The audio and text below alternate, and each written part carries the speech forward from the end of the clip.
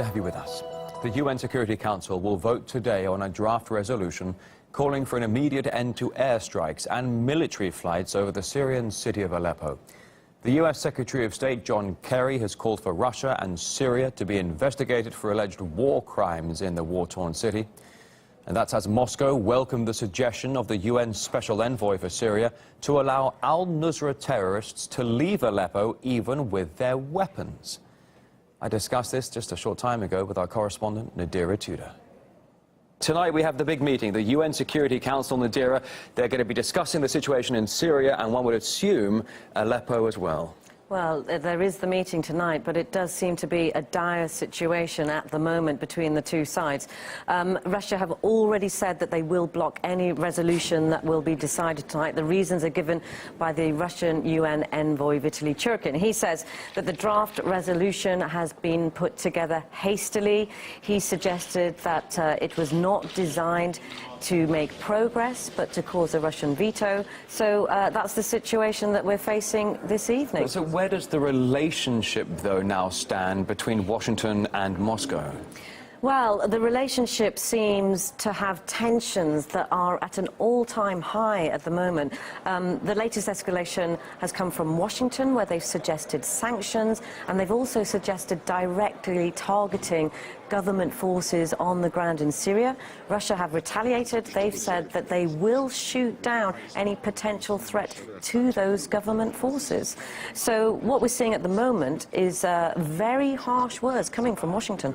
Russia and the regime owe the world more than an explanation about why they keep hitting hospitals and medical facilities and children and women. These are acts that beg for an appropriate investigation of war crimes. Now, Rory, some may say that those comments are inflammatory, and there is some confusion because during the negotiation process of the ceasefire agreement, it seemed that the relationship was getting better.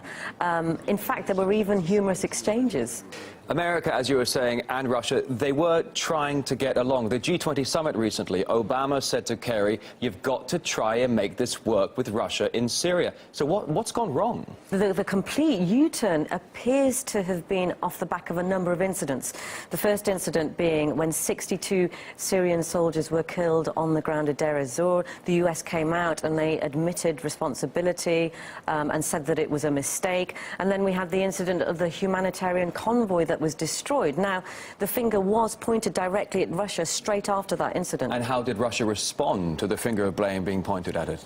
Well, they denied it. Russia provided satellite images where a militant vehicle was seen close to that area, meaning that, you know, possibly the perpetrator is still unclear. And the UN Secretary General Ban Ki-moon, he came out and said that he will establish an internal investigative team to see who was responsible behind that attack. So basically the situation now is that those accusations have just become more and more hostile. I listened to my colleague from Russia, and I sort of felt a little bit like they're sort of in a parallel universe here.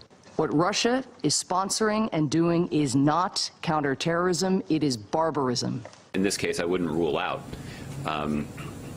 multilateral efforts outside of the UN to impose costs on Syria or Russia or others with regard to the situation inside of Syria. So you can see off the back of those comments alone that the situation and the relationship seems completely broken. But the question is, can that relationship be repaired as it needs to?